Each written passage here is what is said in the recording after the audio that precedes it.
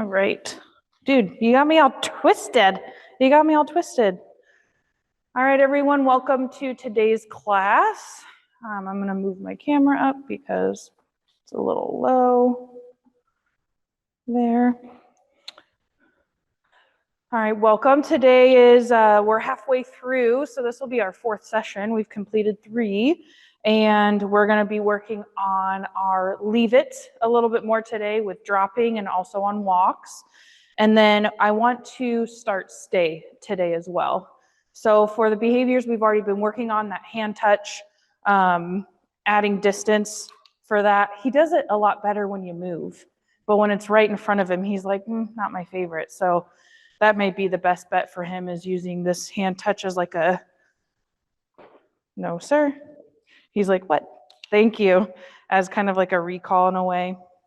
And then, hi, we will, so the hand touch, you just increase distance and start using it in situations that you might want to use it in. When guests come over, when they're outside, start practicing there. For your down behavior, sit. You want to just get your lure out, so you're going to continue working on that. Down. Yes, good boy. So you're going to work on just standing up a little bit more over and over again each time. Ready? Sit. Down. Yes, good boy. Excellent. You got that. You got that. So for that, you don't necessarily really need my help. It's just weaning out how far you bend over for that. And then drop. We've worked on drop. That's continuing to practice. Whenever I will always practice drop. It's something I will with the toys a lot. But whenever I need to use drop, it's going to be solid because I'm practicing it more than I'm actually using it. So make sure that you are practicing that drop cue as well. So you've got your toy. Oh my gosh, ready? Get it. Get it. Yeah. Yeah. Drop. That good boy. And you can use some treats, or you can use your 2 toys for that drop cue. So keep that in mind and keep working on those. We're going to continue working on our leave it. So go ahead and just take a couple minutes here to get your dog warmed up. You can work on sit, down, the hand touch. You can work on leave it as well if you'd like, whatever you would like to do, just to get your dog focusing on you for the next couple minutes. So Ruger, sit. Good boy. I got to make sure I don't give you my leave it treats, because I've got those in here too. Good. Down. I did switch my hand. Yes, you're thinking about it. Yes, a good boy. Good job. Yeah, I'm barely bending over on that at this point, so he'll just continue working on that. That's great. Yeah, I switched hands, so he was like, I think there's supposed to be a treat in there. Sit. Let's do that again. Down. Yes, good boy. I love too that he's laying down and then he's just sitting there and like waiting for me, right? Like he's like, okay, you're supposed to give me my treat now, which is great. So good boy. All right, you want to work on leave it? Oh, I need to get my leave it treat here. Ready? Leave it. Oh, excellent job, Ruger. Look at you. Leave it. Oh, good job. Good boy. Oh, that's so good. He's like, I don't even want to look at it. He moves away from it every time. Look at you, buddy. You got this. You got this, right? We'll do one more. Yes. Oh, buddy. You're so good. Can you take a bite? Thank you. Good job. Good job, buddy. He's like, what is that? I think what I might do, I think if we switch to the fist instead of the flat hand, he may like that better. Good, because he seems more like, oh, is there a treat in there, kind of curious, instead of like, he kind of, with this, he's like, ah! You know, he's a little bit more energetic. So I think we may switch to the fist for him. And that's why, like, I don't usually use the fist at first, because it gets confused with leave it. So, hi, ready? Touch. Yes, good boy. Good boy. Yeah. Good nipples. Good nipples. All right, you guys, so let's lead into our leave it cue. So last time we worked on the open hand, you just saw me working on that with Ruger for a little bit. So yes, that's a very gentleman-like sit there you got going on. Yes. So open hand, we are now saying leave it after we show the treat. So remember in the beginning, we were just saying it beforehand because we're trying to get our dog to learn it. And anytime you do something that's a lot harder, you can always say it first. There's no problem with that. So you can still use it first when you're doing something a little bit more difficult. That's no shame there. And then transition to saying it later. But for right now, we're going to say it after they see the treat. Leave it. Good boy. Yes. Good boy. Leave it. Yes, good boy. Good job. Do a couple of those just in your hand. Leave it. Yes, good job. And make sure that you can move closer to your dog. I'm also going a little bit lower too. So I'm not really at face height. I'm kind of more at like chest height with them as well. Leave it. Thank you. He says, oh, are you asking me to lay down? I wasn't, but that's okay. Leave it. Good. So transition to your foot at some point if you'd like to use your foot. If not, keep doing your hand. So again, I'm going to rotate it there. Good boy. So he needs to see it first, and then I'll say my leave it cue. Leave it once he sees it. Good boy. And my foot's here to cover it up if needed. I know. Leave it. Good boy. Remember, you can kind of leave it. Good. Move it around to kind of, I don't want to say entice, but to change it up a little bit here. Leave it. Good boy. Leave it. That's good boy. Leave it. Good job. Do two more leave it's, whatever you'd like. Leave it. Good. One more here. Leave it. Very good boy. Okay, so the first thing I want to start with today is dropping. Good job, buddy. Good job. Ready? Is dropping the treat because in real life situations, we may actually drop something that we don't want our dogs to get, right? So some things you can do to assure that your dog won't accidentally get the treat when you drop it, because if I'm going to drop something on carpet, it will bounce. And so there's a high chance that if I drop it, it may bounce straight to my dog. I've had that happen before and they get it. That's okay, right?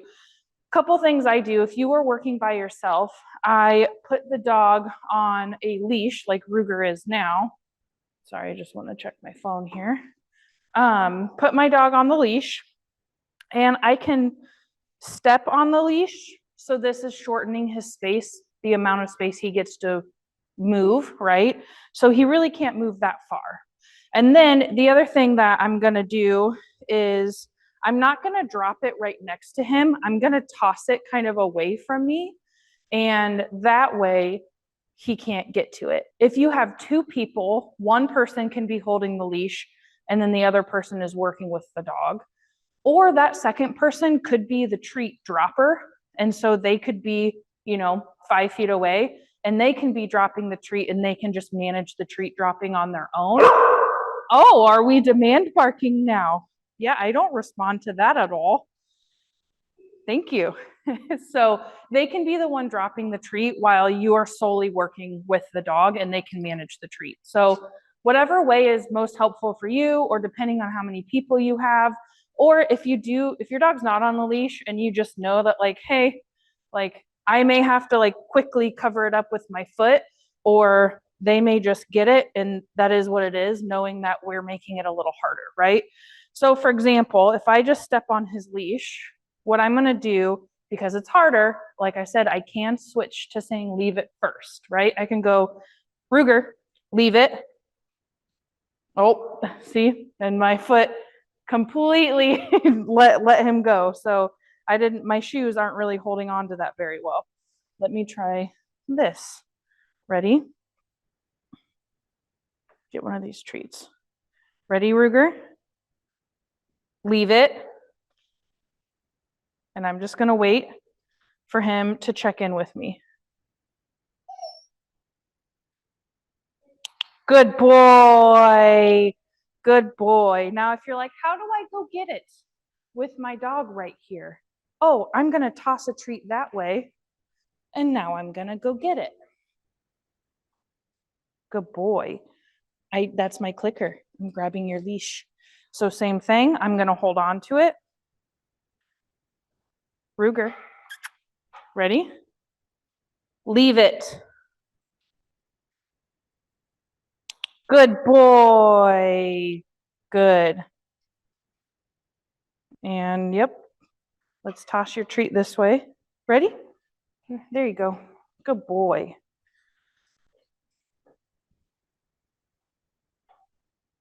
Good. Ready? I'm going to go ahead and just switch my word around with him. Ruger.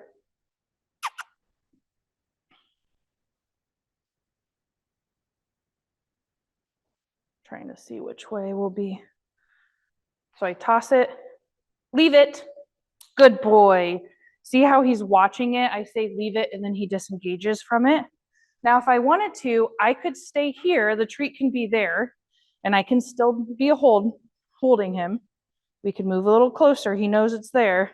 He's like, oh, I just want your treats. If your dog was still interested in that treat, you could still use it like this. Leave it. Very good boy. Oh, you missed it. It's down here. Good boy. Now, this is the start of our walking part a little bit. But I will use that to my advantage as well. The treat's still there. I want to wait for him to look at it. Leave it. Say leave it. He checks in with me. Click treat. Ready? Missed it. Toss a treat. Grab my leave it treat.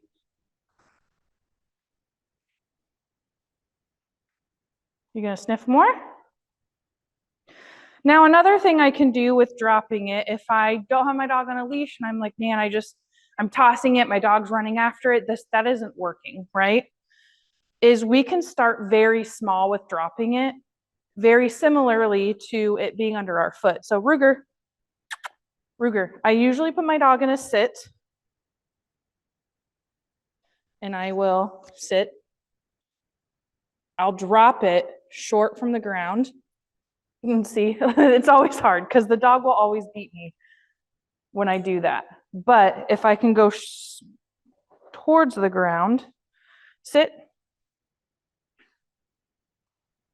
leave it, good boy. It's just that motion. We're trying to get them to have that impulse control, right? Leave it, good boy. So I'm starting kind of farther away from him, not right close to him, and only dropping a couple inches from the ground. Leave it. Very good boy. And I have my foot there to cover it up. This is where if there is someone else in charge of the treat dropping, it would be very helpful because they can watch it. They can go and kind of dive and cover it up if they need to. But again, not all of us have extra people we can work with. So I want to show you how you can do that with by yourself. Leave it. Yes, good boy. Good boy. Ruger, sit. Good. Leave it. Yes, good boy. Sit. Good. Leave it. Good boy. So see how I didn't go as far to the ground that time, but I moved farther away from him. Sit. So I'm going to move a little farther away. Dropping it. Leave it. Wow, good boy. I got very lucky. It rolled right in between my toes. Good boy. Sit. Leave it. There you go. Good boy. Good job. This is hard, isn't it, buddy? He says, it's hard when you're dropping treats. Sit. Good boy. Leave it. That's good boy. Good boy. I'm putting a little bit more trust into him because one thing I want to watch is it my body language of I'm trying to get to it first that's telling him to leave it, or is it the vocal cue? Dude, you got ups. Sit. Sit. I know. Good boy. Leave it. Good. Oh, he was so close. He was so close. He's like, man, I got this. No, I don't. Ruger. Like I said, this is the time when I lose a lot of treats. Good boy. One thing you can do is if you want to switch from treats to toys, you definitely can do that. I'm going to use a little lamb chop here. Sit. Sit. That is not sitting. Ruger. Sit. Good boy. Leave it. Leave it. Good boy. So notice I'm starting off kind of easy with the toy. Leave it. Good boy. Good job. And I'm just kind of showing it to him. When he jumped for it, I just pulled it back up. Leave it. Yeah, he's like, I know the drill. I know the drill. Leave it. Good. He said, I didn't even see that. Ready? Ruger. Sit. Okay. Leave it. Good boy. Good boy.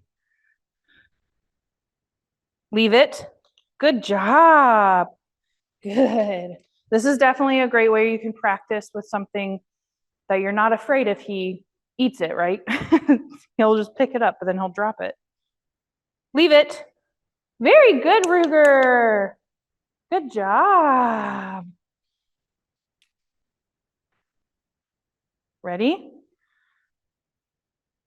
Leave it. Yes, good boy. Good boy. Leave it. Yay, good boy. Good job. So I hope that helps you make sense of different ways that you can drop something, whether it's a toy or a treat, for your dog to work on leave it. What I want to do now is work on walking. And we were kind of doing that a little bit earlier. I'm going to be using this bigger treat, so it's a little bit more visual. I should have probably found something that wasn't tan, the same color as my carpet. But I'm going to put it on this square because that's kind of close and it should stick out a little bit.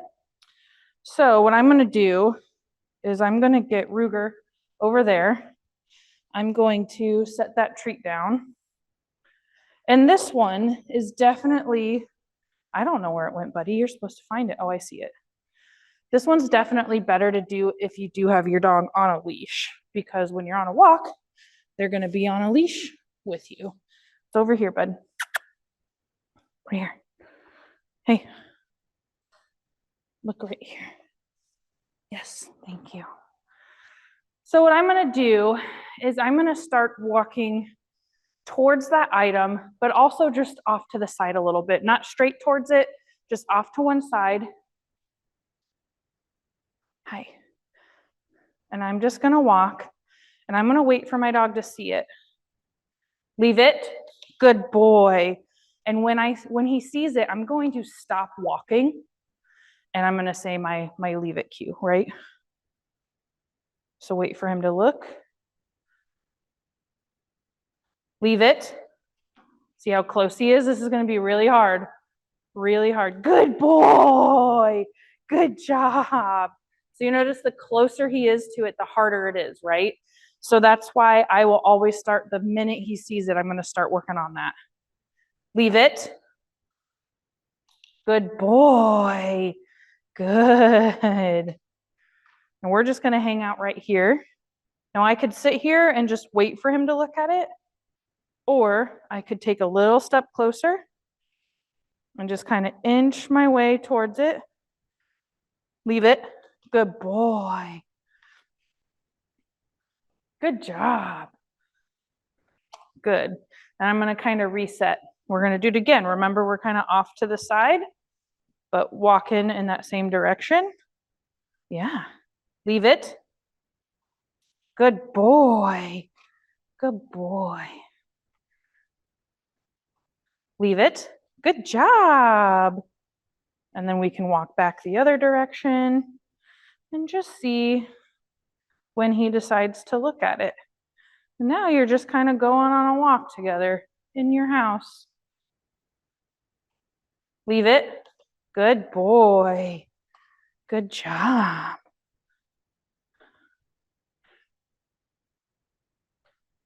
Leave it. Yes, good boy. Good job. Yeah. Leave it. Yes, good boy. So like I said, I'm not really walking right up to it. I'm walking past it. Good job.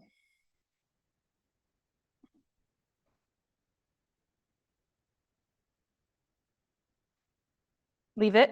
Good boy. Yeah. Leave it. Yes, good boy. Good job. I'm definitely not set up in my walking setup at all. Leave it. Good boy. Yeah, you got to watch that. If they'll sneak behind you and try and go get that treat. Leave it. Good job. Good boy. Now I'll also make sure that I move the treat around to different locations. That's going to help with it just kind of popping up. Right now he knows the exact spot that it's in, and so it's not really changing, and he's getting the routine of what we're working on. Sit. Sit. Good. Ooh. He was like, I can barely bite it. I know. I know. Thank you. Let's see what. I'm going to put it on this one. Ready? Good job. All right. I moved it. Did you know? Yeah. Did you know? Oh, it's gone. What? It's gone. Which is also why I move it, because he's like, wait a minute. That was the routine. It was supposed to be right here. What happened? I'm going to kind of just wait here and see if he sees it. He doesn't, so it's okay. We'll just walk back and forth until he does. It's also a great way to start working on your leash skills. Hi. I always work on my leash skills in the house first.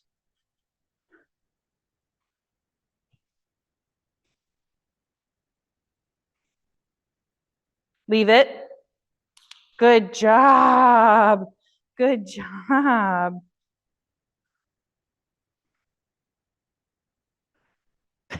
I know. Come here, bub. He's like, I'm just focused on you, which is great. That's just so great. Yeah. Leave it. So again, your leash is there because he would have just gone for it if I didn't have the leash, right? Leave it. Good boy. Good boy. If you're not working with a leash, this one is definitely better to do with two people. Leave it. Excellent job, buddy. Good boy. Good job. Right here. Right here. Good. Leave it. Yes, good boy. Oh my goodness. Oh my goodness. You're so funny. You're so funny. Leave it. Good job. Good job. Excellent. All right, you guys. We are going to save this for when you get home. It's just like a little Kong chew toy he can have later. I know. We'll get to that. Good job, buddy. Ready? Ready? Go. There he goes. All right, so for the last thing today, I want to start on stay. And stay, I'm starting it now because it can take a little while for us. We're not going to get into this like super advanced stay. We're just looking for the basics right now. So stay has, for me, it has 3 different categories, and you'll hear a lot of trainers talk about the 3 Ds of stay. That's duration, which means time, distance, and distractions. And for your dog to start understanding the basics of stay, I'm only going to be working on duration. So I don't want us to be using a bunch of distractions or distance, which means walking away from our dog. We're not doing that yet. We'll start to get into that probably in the last session. My level 2 class actually goes into that a lot more, very much working on advanced stays. But we want to make sure our dog has a pretty solid duration. So today and probably some next session, we'll be working solely on duration. So just like everything, we are not going to implement that vocal cue quite yet. We're going to implement the hand signal. And what we want our dog to think is that where they're sitting, they get all the treats there and not when we release them. A lot of the times you'll see, and I do this with my dog, he has an advanced stay where I will ask him to sit. Good, I'll ask him to stay. I'll go do things, and then I'll release him. Once I release him, I give him lots of pets. When your dog's learning stay, we don't want to do that. We don't want to just like say, stay, wait a while, release, they get a treat once they've gotten up. We want him to think that that spot where he's at right there, that's where he gets all the pay. That's where all the treats are right there where he is.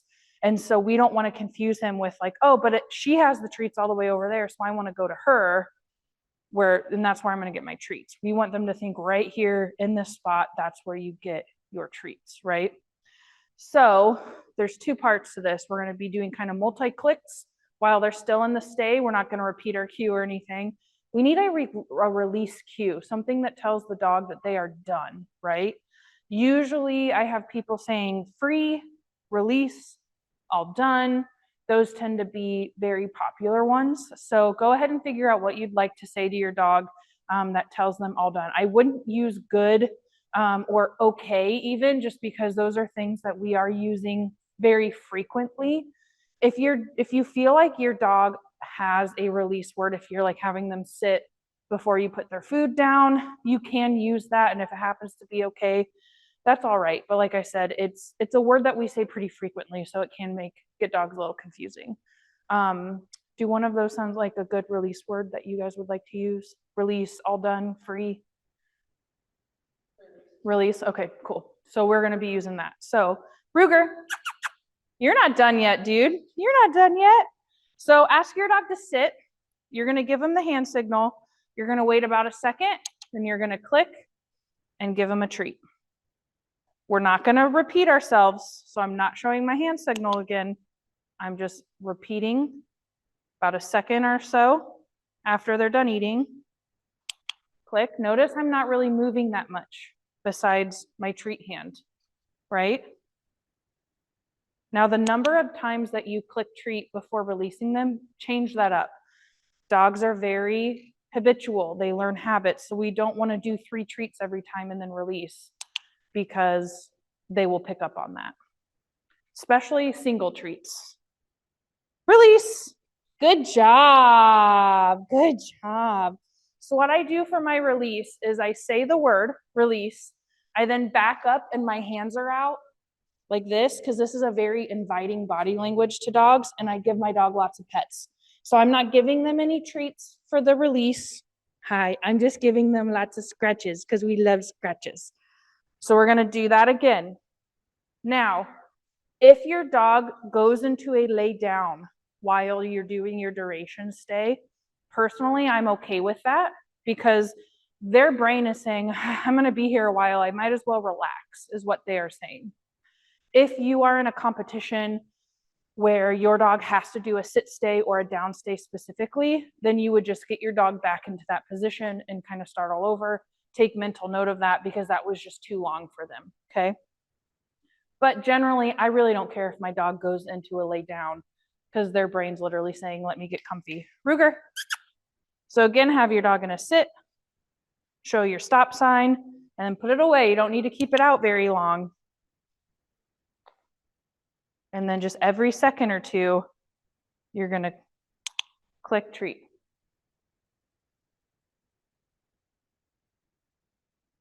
Release. Good job. He's like, where are the treats? Where are the treats? Where are the treats? Oh, you're a good boy. Oh, you're a very good boy. You like the scratches. You like the scratch. I can tell you're about to jump. You like the scratches. Do it again. So notice that time I only did 2 click treats. Ruger. Sit. Stop sign, put it away.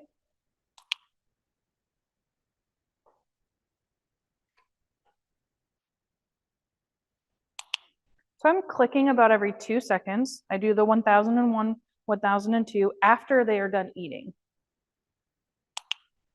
Now, if that's too long for your dog, if your dog's getting up, do shorter. I literally had a puppy client where we were literally doing this just to start with. And that's okay. Release. Good job. Good job. Because their dog was just full of energy and just sitting still was so hard for them. So it depends on your dog, and that's okay if you have to do that.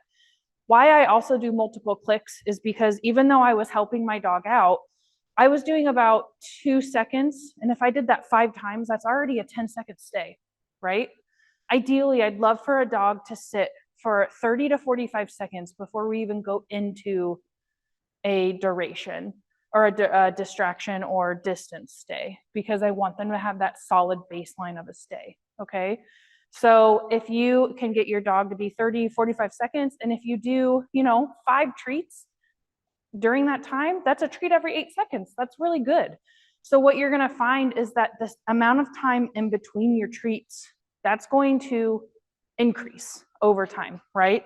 So I'm doing about 2 seconds. Oh yeah, shake it off. Sit.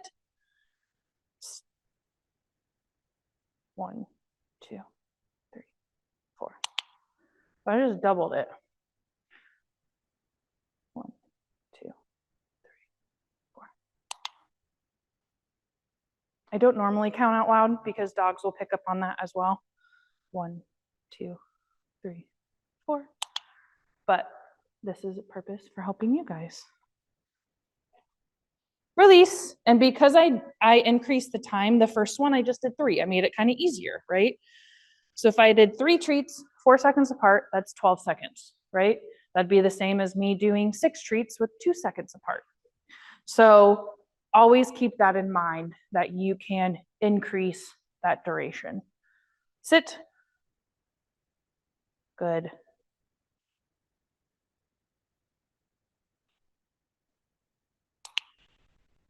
You may start to see some body language on your dog. That's a tell that they are getting antsy and they're about to get up. Their tail might start wagging. They may start looking around and stop looking at you. Now, I'm watching him, but you don't necessarily have to watch the whole time. That's fine. But sometimes when I start to notice, like, oh, when his tail starts to wag, that means he's about to get up, then I'll actually click at that point. And maybe I'm waiting for 5 or 6 seconds, but that's at like 2 or 3 seconds. That's okay. I'm knowing he's giving me a tell saying he's about to get up. And I'm clicking him for staying when his brain is starting to get antsy, if that makes sense. Release. Good job. Good job, Ruger. Yeah. Good. Sometimes I have clients where their dog will start to not release, and you'll have them in a sit stay, and then you go release, and they're like, no, I'm not getting up. I get treats here. I'm not getting up. That's the point, right? So that is okay. That is actually a good problem to have. Not saying that if your dog's not doing that, you have a problem. You don't. But Ruger, come here. Good boy. But I don't mind if it's hard for my dog to release, because that means they just want to continue staying, and I probably can make things a little bit more difficult.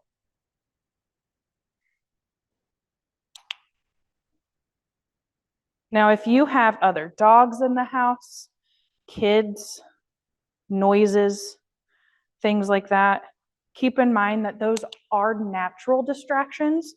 Right now, we're not working on distractions specifically, right? But those are things that are just going to naturally occur during your training session. So right now, I'm in a pretty distraction-less environment. There's not a lot going on. Ruger's parents are here. They're nice and quiet, so there's not too much going on. So this is a little easier for him, right? What I'm going to do is I'm going to have one of you guys just go ahead and stand up. You'll notice Ruger looks. So if I have distractions, go ahead. Yep, he's like, whoa, she stood up, right? So if I have distractions going on, I may not go as far in distance apart in my clicks. So I'm going to have you do that again. Go ahead and stand up. Good. Yep. So pretty much what I'm doing is knowing that there's distractions going on. Go ahead and wave your hands in the air. Like you just don't care. Good boy, right? I'm clicking as soon as he looks at that distraction. Good. Good job.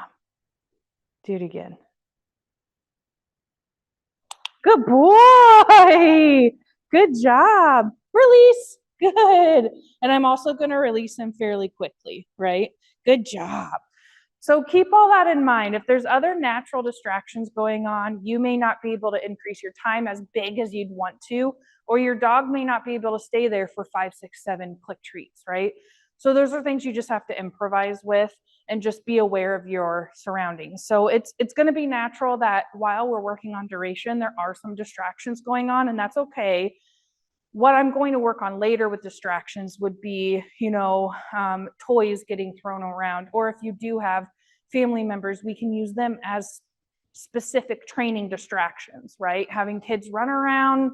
I just had his parents stand up, sit down, things like that. We're going to actually kind of routine those in there and practice on specific distractions, but you are going to have some that just pop up naturally while you're working. So those are things just to kind of keep in mind, because if you're getting frustrated that you feel like your dog is not doing it because there's other things going around, that's why. So if you need to put dogs in another room in their kennels outside, if you need to have the kiddos go play somewhere else, if it's nice outside, take your dog outside and have them, excuse me, sir, Ruger, touch. Thank you. Have them, go outside, go somewhere where you and your dog can have a little bit more focus. That's totally fine. So, but I definitely get it that sometimes you just don't have the ability to spread those distractions out, and that you will just be working in a distraction environment.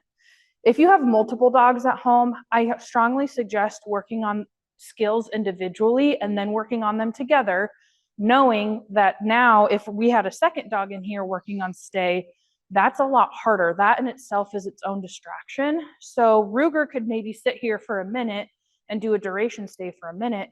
I bring a second dog in. I'm not going to expect them to stay for a full minute. I may only do 10 seconds, 10, 15 seconds, right? Because the distraction got harder.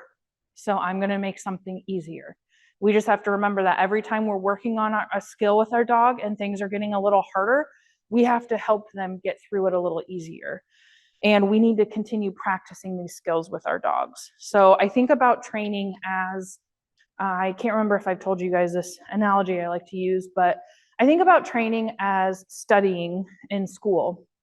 So if we were to say that, we go on a walk with our dog and they see another dog, that's the test. How are they going to react with seeing another dog on a walk? That is the exam, that's the test. So what did we do before that to help them study? What did we do to practice and to prepare them for this real life situation, right?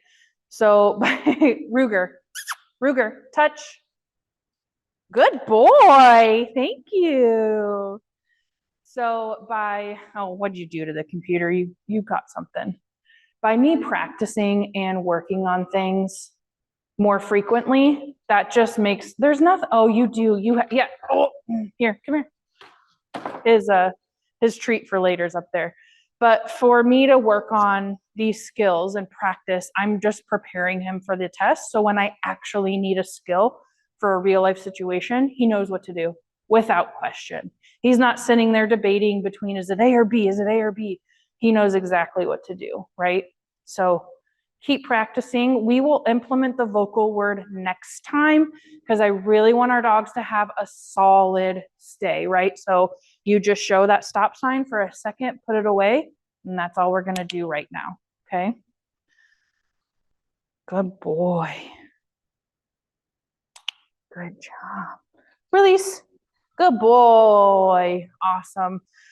We'll definitely keep working on leave it's, keep working on your stays, your downs, your drops, your touch. We're learning a lot of new skills here throughout this. We have 2 more classes after this one. So make sure if you guys are running into any issues where you feel like you aren't at a spot where you should be, email me. You guys should have my emails, as well as you can text me as well and let me know if you have any issues. After this class, if you want to do some private sessions, whether you're in the Indianola or Des Moines area, we can definitely set up private sessions where I come to your house, or we can do virtual sessions as well if you're not local or if you'd rather just do virtual private sessions. So either way, we can continue working together. But I will let you guys go for the night. You guys have a great night, and we will talk to you later. You a good boy? You're always a good boy.